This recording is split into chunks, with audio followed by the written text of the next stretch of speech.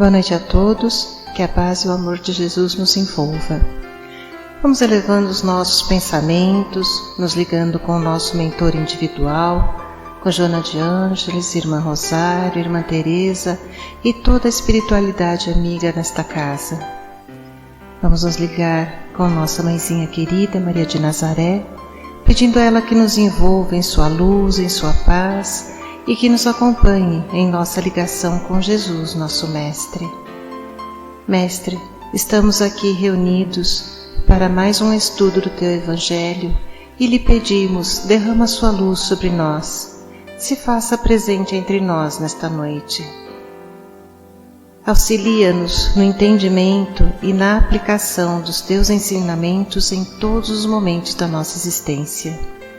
De mãos dadas a Maria e a Jesus, chegamos à presença do nosso Pai. A Ele agradecemos pelo que somos, pelo que temos, pela oportunidade desta encarnação e elevamos os nossos corações e pensamentos em louvor e agradecimento, dizendo a Ele: Pai nosso que estais nos céus, santificado seja o vosso nome, venha a nós o vosso reino, seja feita a vossa vontade, assim na terra como nos céus. O pão nosso de cada dia dai-nos hoje, perdoai as nossas ofensas, assim como nós perdoamos a quem nos tem ofendido. E não nos deixeis cair em tentações, mas livrai-nos de todos os males, pois vossos são o reino, o poder e a glória para todo sempre. Que assim seja, Senhor. Graças a Deus. E vamos nos ligando neste momento com as equipes de tratamento da casa. Vamos pedir a luz branca do Cristo sendo projetada sobre todos os nossos assistidos, para que eles recebam dessa maneira a luz, a paz e uma harmonização. Vamos nos ligar com as equipes de P2 e pedir a projeção da luz azul em todo o sistema nervoso central dos nossos assistidos, trazendo o equilíbrio e a força para esses centros de força. Vamos nos ligar com as equipes de CH, pedindo a projeção da luz rosa no cardíaco dos nossos assistidos, para que a confiança, a fé e a esperança se fortaleçam em cada um deles.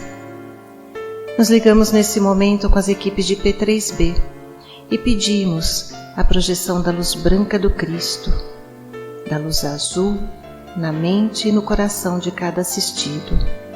Vamos pedir também que sejam feitos todos os cortes de ligação que se fizer necessário e que essas energias sejam levadas para o astral para o melhor tratamento. Vamos pedir a projeção da luz azul que vai envolver o sistema nervoso central, periférico e neurovegetativo. Um rosa claro no cardíaco para aumentar os bons sentimentos, um amarelo claro no frontal para fortalecer os pensamentos positivos, a confiança e a ligação com o mentor individual, e uma cúpula rosa clara vibrante da cabeça aos pés para que o tratamento permaneça até quando for necessário. Aos assistidos de saúde, vamos pedir a projeção das cores do arco-íris, que eles fiquem envolvidos numa cúpula protetora até quando for necessário. Que assim seja, Senhor. Graças a Deus. Convidamos a todos para que assistam, neste momento, à palestra que será posta no ar. Que assim seja. Que possamos envolver com todo o nosso carinho e agradecimento este nosso irmão Edson Sardano, que nos trará as palavras do Evangelho desta noite. Que assim seja.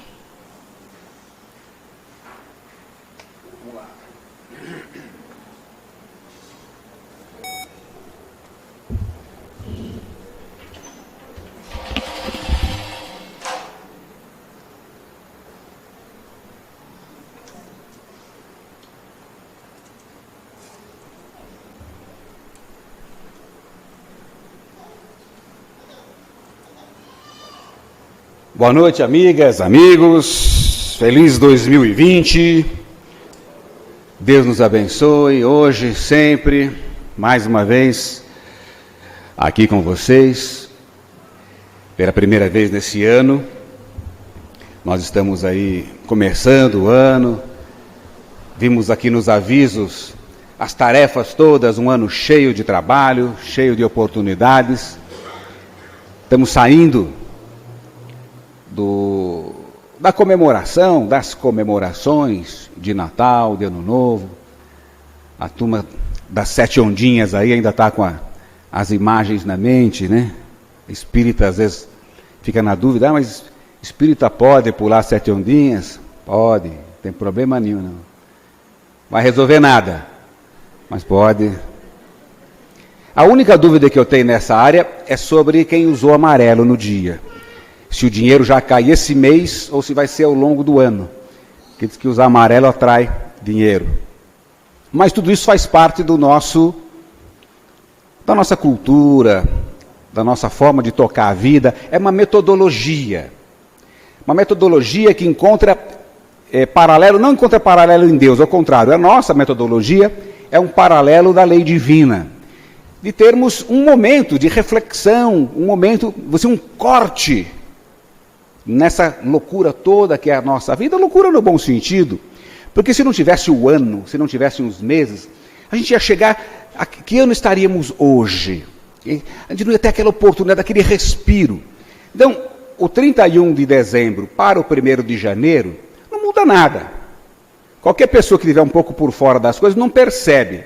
Não muda absolutamente nada. Mas a gente põe na cabeça, olha, terminou um ano, agora começa outro ano, vai ser diferente, faz aquele monte de promessa, não cumpre nenhuma, mas vai indo. Chega, algumas se sustentam até o carnaval, mas do carnaval para frente dificilmente. Mas a gente vai tentando. E é assim que nós vamos progredir. É assim, é uma escola, é esforço, é empenho, é trabalho, é luta. Nós não vamos virar santo do dia 31 de dezembro para o 1º do ano, de ano nenhum, mas nós precisamos desse tempo, nós precisamos desse momento, do abraço. As pessoas falam, mas é hipocrisia, família se reúne no Natal. Bom, pelo menos no Natal, quem sabe você consiga depois fazer um exercício. Olha, dá para ser Natal o ano todo? Dá, se quiser dá. É possível. A gente é bom, você vê as pessoas juntando brinquedo e junta a cesta básica. Por que só faz isso nesse dia? Então, tem o conceito, tem dentro de si a certeza de que isso é bom, que isso é necessário. Agora, deixa para esse dia, culturalmente, metodologicamente, para fazer isso. Devagarinho nós vamos perceber que o Natal é todos os dias da nossa vida, mas não só naquela conversa, né, que nem o cidadão esquece o dia o presente do Dia das Mães. Não, o Dia das Mães é todos os dias. É um pretexto para não entregar presente. Não é isso, não é na hipocrisia. É realmente no exercício, na predisposição de transformar cada dia num Natal, que é o nascimento do Cristo. Esse é o ponto principal que nós não podemos esquecer. Envolvido culturalmente num monte de cerimônias, algumas até, de certa forma, controversas, que deixam, às vezes, o espírita meio na dúvida. Eu sou espírita, não sei se pode, se não pode. Como dizia o apóstolo Paulo, tudo me é lícito, porém nem tudo me convém. A gente vai levando. Isso tem a ver com o que eu vou falar hoje para vocês, da lei de adoração. É o nosso tema, porque essa expressão adoração chama atenção num primeiro momento, mas tem tudo a ver com essa questão dos rituais, da relação com Deus, da nossa relação cotidiana, verdadeira, real, mas também da relação formal, às vezes da relação exterior, que nós fazemos em função de ritos. Nós espíritas não temos. Algumas pessoas até sentem no casamento. Puxa vida, o rapaz é da mocidade espírita, conhece a menina na mocidade espírita, aí vai se casar. Como é que o espírita casa? Casa como qualquer pessoa. Dentro das leis civis, cada dia está mais simples, né? A garotada já está se juntando antes, tudo, mas o espírita casa dentro das leis civis, mas não casa na igreja. Não, nós não temos igreja. Casa no centro? Não, o centro não é para isso. Como é que o espírita casa? É complicado você falar para aquela menina que sonhou, sem ser machista, né? A menina também não sonha? Também sonha.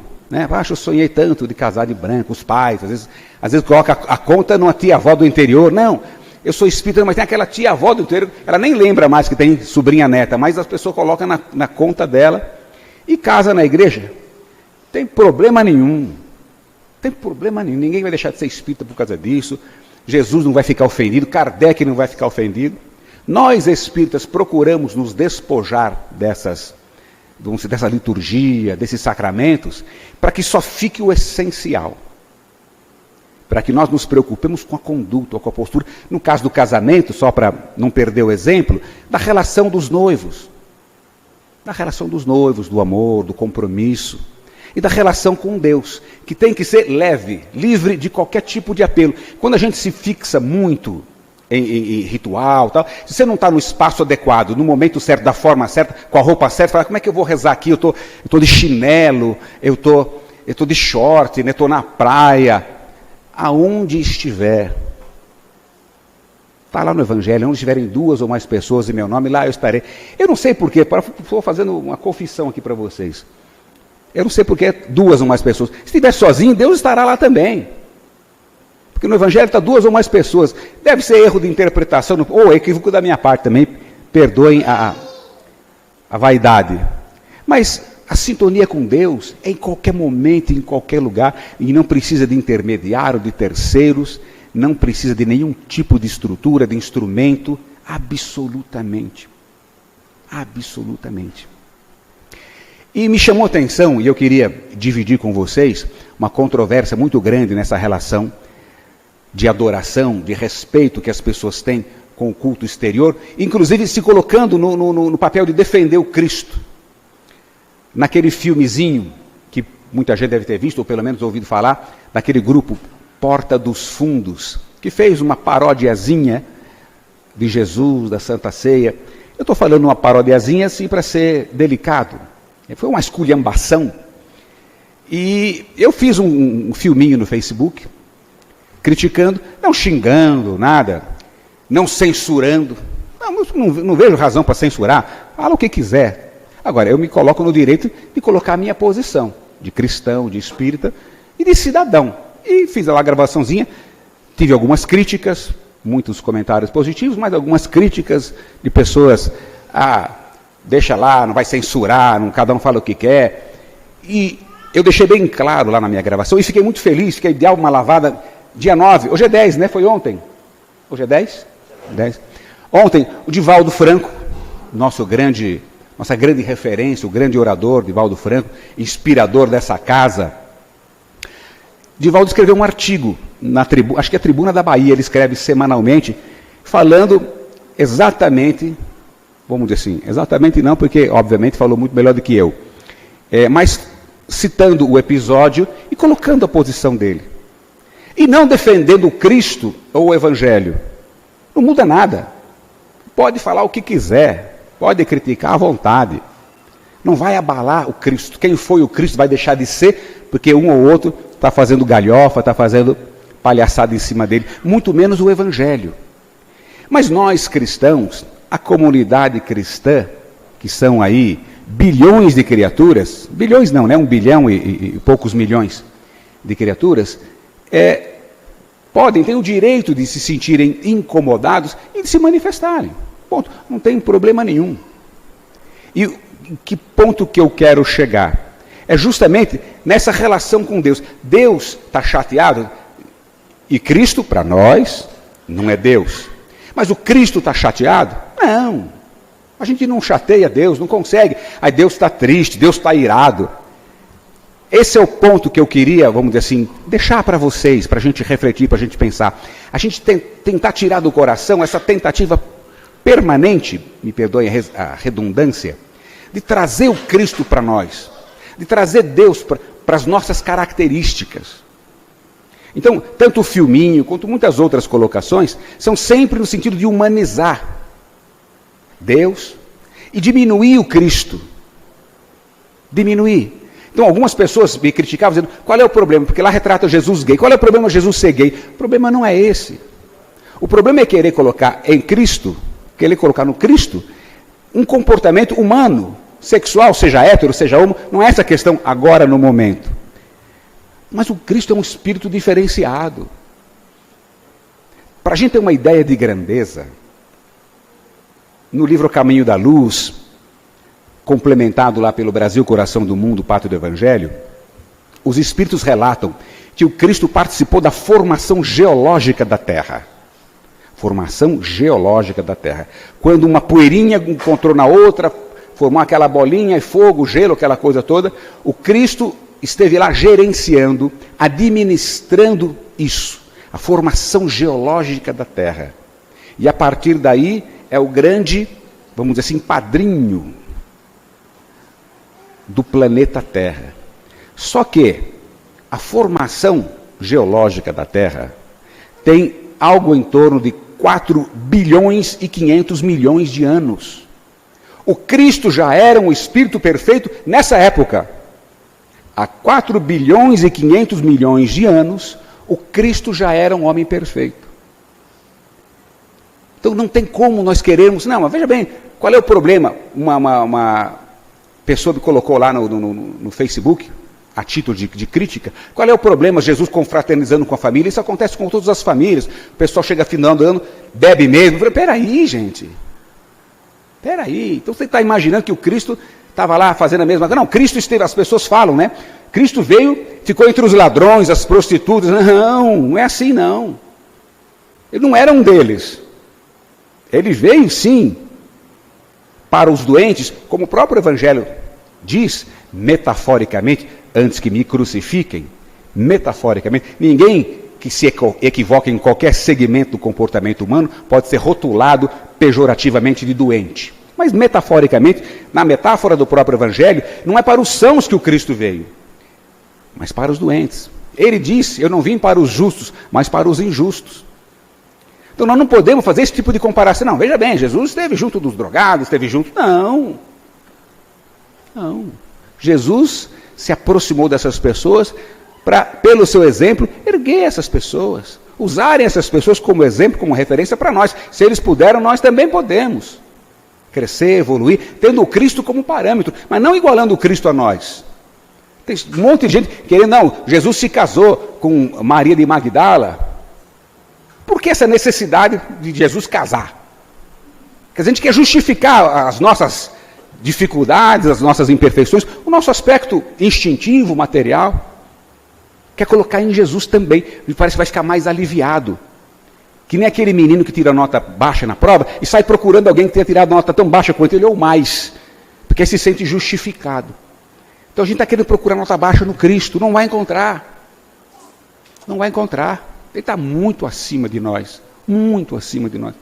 Então é perda de tempo querer trazer o Cristo a valores humanos. Estou falando de Deus, não, que é uma figura vamos dizer, inalcançável, inatingível para a nossa capacidade de compreensão. Mas o Cristo é real, é verdadeiro, esteve aqui conosco.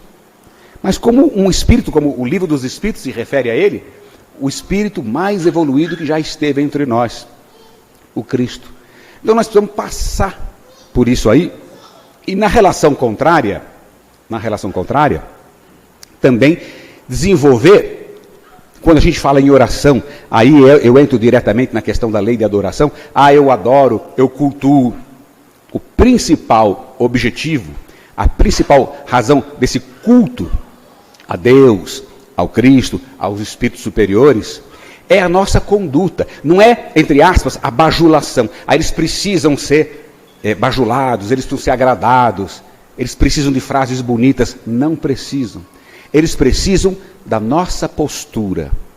Eles precisam do nosso comportamento. Eles precisam da nossa conduta. É isso, esse é o papel que a gente poderia dizer assim, que agrada Deus no sentido humano, para que seja compreensível para nós. Não tem como agradar. Agradar é um sentimento humano. Mas a gente, para nós podermos entender e continuar conversando, para agradar a Deus, não basta acender vela, fazer algum rito. Daí eu ter falado, feito uma alusão ingênua, não se preocupem com isso, a esses rituais humanos. O perigo não, mas vamos dizer assim, o problema disso aí é a gente limitar ao dia do Natal, limitar a prática, digamos assim, ritualística, e o que chega lá em cima, pela via da oração, é o sentimento. É a nossa predisposição de fazer o melhor, de orar e sintonizar com o plano espiritual superior, principalmente pactuando uma mudança de conduta. No Livro dos Espíritos, na pergunta 661, o Kardec pergunta para os espíritos: é válido, é justo orar pedindo perdão a Deus? A pergunta que Kardec faz para os espíritos. É justo, é correto. Agora, porque quantas e quantas vezes a gente ora pedindo perdão a Deus? E a resposta é clara. É justo, é válido. É importante orar, pedir perdão a Deus. Agora, o perdão só vem com a mudança de conduta. Está lá no Livro dos Espíritos. É válido orar? É. É suficiente orar? Não. Por quê? Porque atos valem mais do que palavras. Está no Livro dos Espíritos. Palavras dos Espíritos no Livro dos Espíritos. Atos valem mais do que palavras. Tem uma expressão, o Livro dos Espíritos é de 1857, né? Tem uma expressão da Madre Teresa de Calcutá muito legal. Ela diz assim: mais valem mãos que trabalham do que lábios que oram. Parece agressiva no primeiro momento. Você está desprezando quem ora? Não. Mas, olhando para o texto do Livro dos Espíritos, é válido orar pedindo perdão? É. Porém, o perdão só atinge, só vem com a mudança de conduta, com a mudança de postura. A oração cria a sintonia, mas ela não é suficiente. O perdão vai vir, quando a gente fala em auto-perdão, é muito comum as pessoas falarem, fazem essas terapias de regressão, a pessoa está amargurada, está com sentimento de culpa, está cheia de problemas, você precisa se perdoar. Como é que é se perdoar? Como é que eu me perdoo? Eu vou lá para o espelho, Sardano, você está perdoado. Aí eu saio feliz da vida. Não. Como é que eu me perdoo? Eu me perdoo mudando a minha postura, mudando o meu comportamento. É olhar para o espelho e falar: você hoje é outro homem. Você errou. Você pisou na bola, pisou. Fez muita coisa errada. Você é um ser humano num processo de evolução. Você é um espírito imperfeito. Mas você é um espírito estudando, conhecendo. Não tem o direito de insistir no erro. Não tem o direito de permanecer nessa conduta equivocada. Por isso a importância do nosso estudo. A importância de entender o caráter da nossa presença aqui nesse planeta. Então, no momento que você se conscientiza, como Divaldo mesmo diz em seminários, eu não me canso de repetir: permita-se ser como você é, mas imponha-se ser cada dia melhor. Ou seja, não adianta esquentar a cabeça, perder tempo com o que você é e o que você já foi, o que você já fez. Nada vai mudar. Não tem como mudar, voltar atrás. Mas Deus não vai me perdoar? Vai perdoar, se você mudar de conduta. Então, permita-se ser como você é e imponha-se ser cada dia melhor. Esse é o desafio. O que eu fiz está feito, agora eu preciso ser melhor. E Deus vai me perdoar. Aí vai zerar? Óbvio que não. Óbvio que não. Mas você não falou que Deus vai perdoar? Sim. Mas ao cometer equívocos, eu criei problemas. Eu destruí. Eu comprometi. Isso tem que ser reparado. Você pode perdoar. O seu filho saiu com o carro, bateu o carro, o filho está perdoado. O carro vai ficar novo de novo porque você perdoou o filho? Não, filho, está perdoado. Só que agora é o seguinte: eu vou pegar aquele seu videogame e vou vender para pagar o conserto. Pô, pai, mas você não me perdoou? Perdoei, filho. Vem cá, me dá um abraço, vamos chorar junto. Mas vou ter que pagar o conserto do carro. Mas não é o fato de perdoar. Não adianta você chegar no funileiro e falar: olha, arruma um carro para mim, eu já perdoei meu filho, tá? Arruma de graça. Ele não vai arrumar. Pô, mas meu filho está perdoado. Está perdoado. Deus nos perdoa. Deus nos perdoa. Então nós temos essa, vamos dizer assim, dificuldade às vezes de entender isso. Eu vou rezar para pedir perdão. Ore. É uma postura de humildade. É uma postura da boa adoração, de submissão à grandeza de Deus, da compreensão do poder de Deus, do plano espiritual, da nossa oração, da nossa vibração, de mover montanhas. A gente não pode de forma nenhuma desprezar a oração. É uma ferramenta fantástica em qualquer lugar que a gente tiver. É uma ajuda que nunca vai nos faltar. Quantas e quantas pessoas falam, eu estou sozinho. Não está nunca.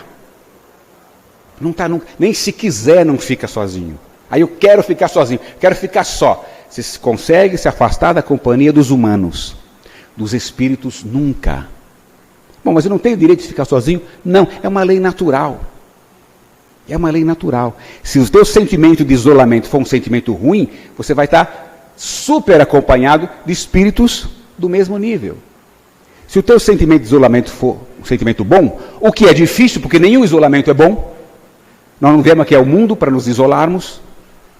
É um dos grandes equívocos, algumas pessoas se escondem, não, eu vou sumir aqui porque eu não quero fazer nada de errado.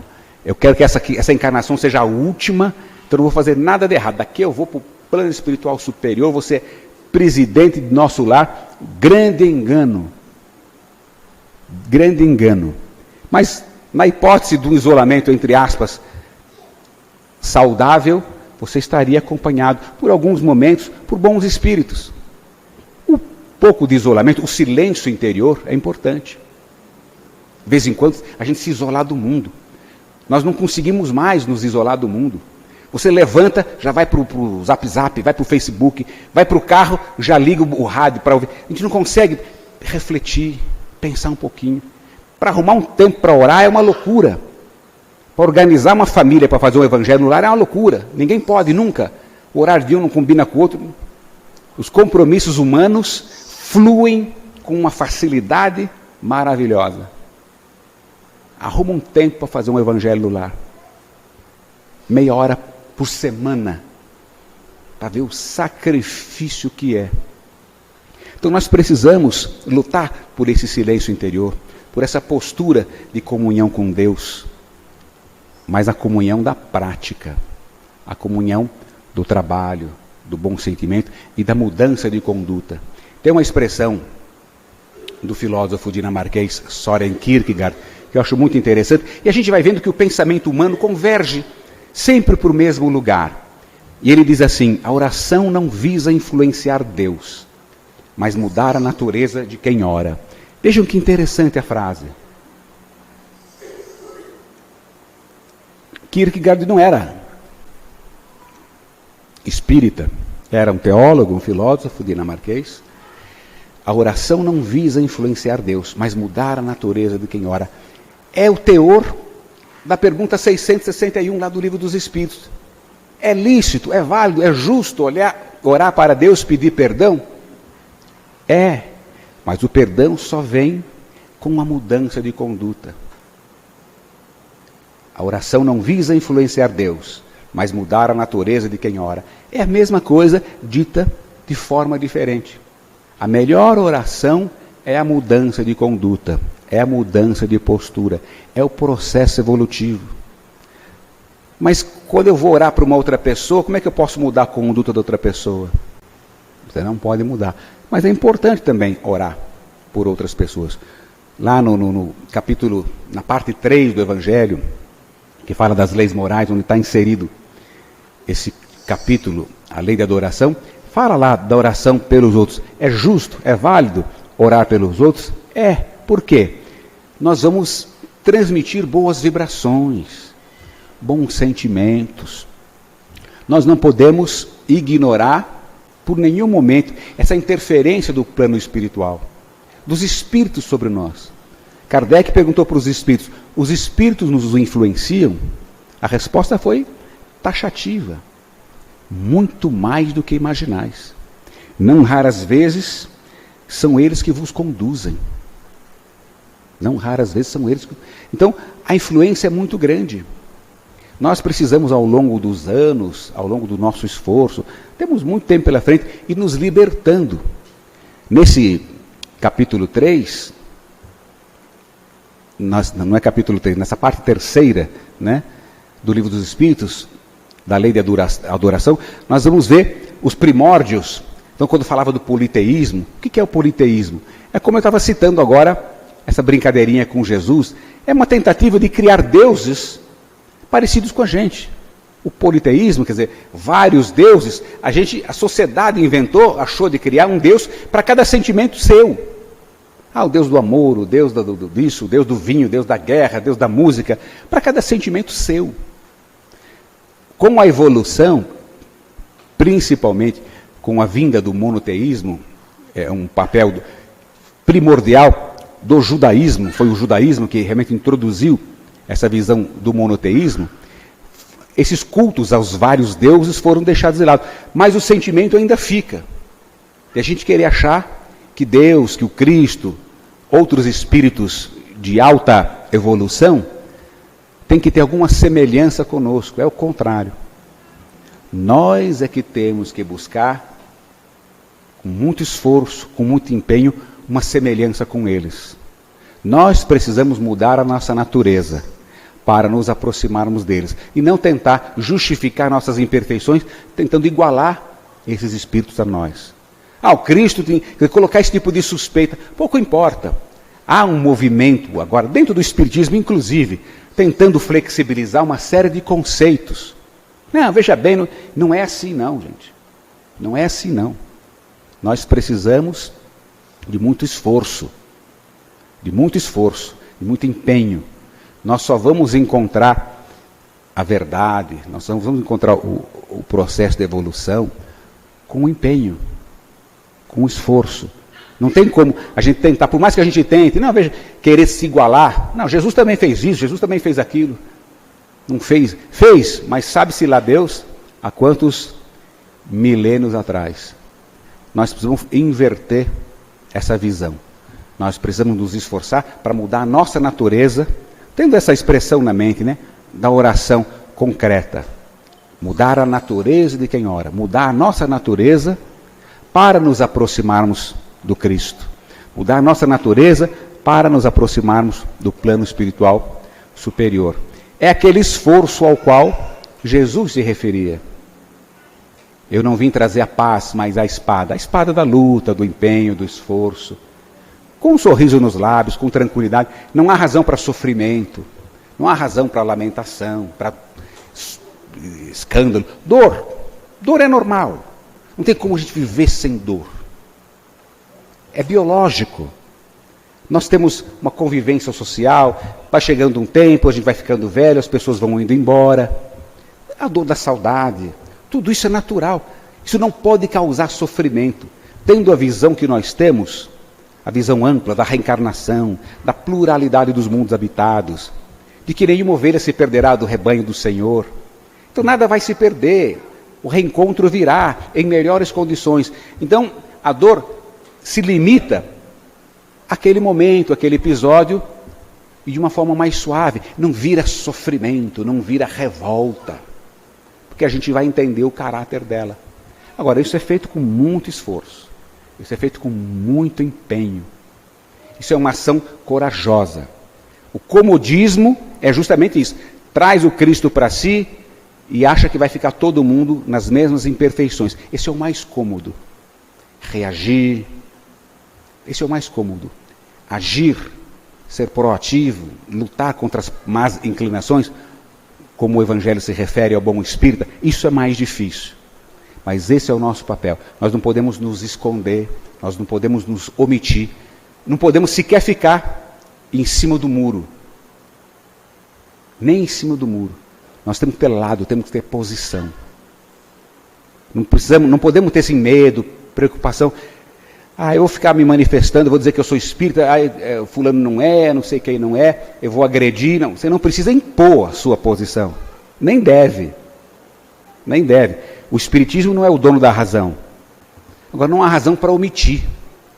Não há razão para se envergonhar de orar, de fazer uma prece.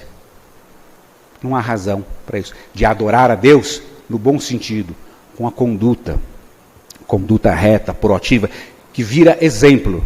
E aí justifica a expressão da Madre Teresa, mãos que trabalham sendo muito mais valorizada do que lábios que oram. Eu falei para você de muro, né? Aí me lembrei de uma historinha, já contei aqui, mas contei no outro dia, não tem problema.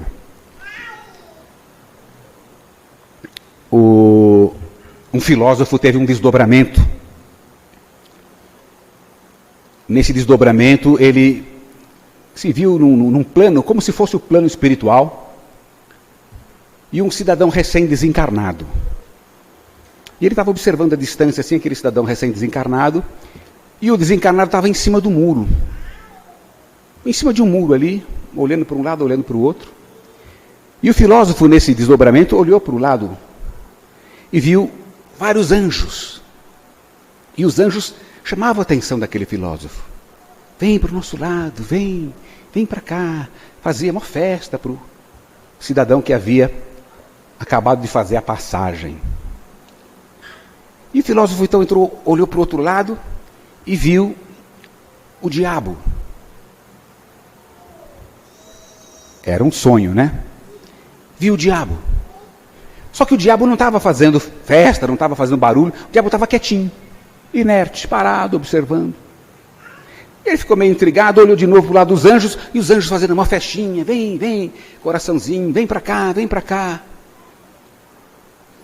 E o cidadão ali olhando, aí olhava para o outro lado, o diabo parado, braços cruzados. O cara ficou intrigado. Aí no seu desdobramento, ele falou, eu vou interpelar o Satanás. Corajoso ele, né? Foi interpelar o Satanás. Aí chegou lá, falou, dá licença, senhor, muito respeito. O senhor é o diabo? Ele falou, sou. Mas o senhor é aquele diabo mesmo que disputa com Deus as almas das pessoas? Eu falei, sou eu mesmo. Eu falei, poxa, mas agora eu fiquei mais intrigado ainda, porque está lá o cidadão. Parece que está ali para fazer uma escolha. Os anjos estão fazendo uma algazarra, uma festa, chamando ele, tentando ganhar a opção dele. E você está aqui, quieto, inerte, não faz nada, não se manifesta. Qual é a explicação disso? Aí o diabo falou para ele, repara bem lá no cidadão. Onde é que ele está? Aí o filósofo falou, não, ele está ali, olha, em cima do muro. Aí o diabo sorriu e falou, aí, eu não preciso mais lutar. Em cima do muro já é ao meu lado. Está aí a explicação. Em cima do muro é o lado do diabo. Entre aspas. É o lado da omissão. É o lado do comodismo. Nós espíritas não viemos para ficar em cima do muro. Nós temos um papel proativo. Nós temos que transformar a oração em tarefa, a oração em trabalho. Como o próprio Pai Nosso, um hino milenar deixado pelo Cristo. Perdoai as nossas ofensas, assim como nós perdoamos os nossos ofensores. Não é só perdoar as nossas ofensas. Está lá no Pai Nosso, está em Kierkegaard, está no Livro dos Espíritos. Perdoai as nossas ofensas, assim como nós perdoamos os nossos ofensores. Está aí o desafio. E não nos deixeis cair em tentações. Ah, as tentações. Mas livra-nos do mal. Que assim seja. Feliz 2020. Obrigado.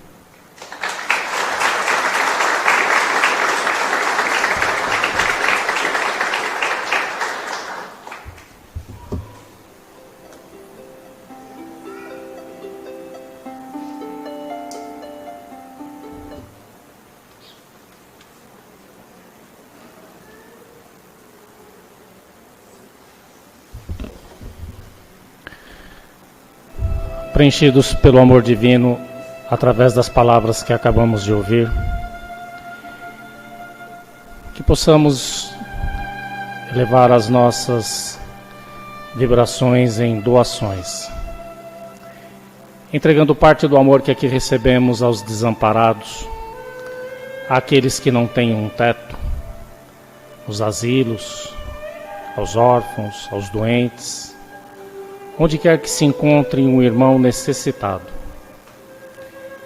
Que possamos também distribuir por todo o nosso planeta, levando a paz, a harmonia e a serenidade àqueles corações que se esqueceram do amor de Deus, para que possam resgatar este amor, que os aliviará, trazendo-lhes de novo a vida plena, concedida pelo Pai Maior.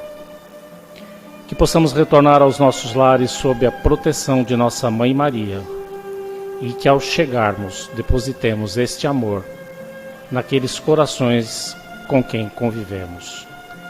Tenham todos uma excelente noite, um ótimo final de semana, que Deus os abençoe. Que assim seja.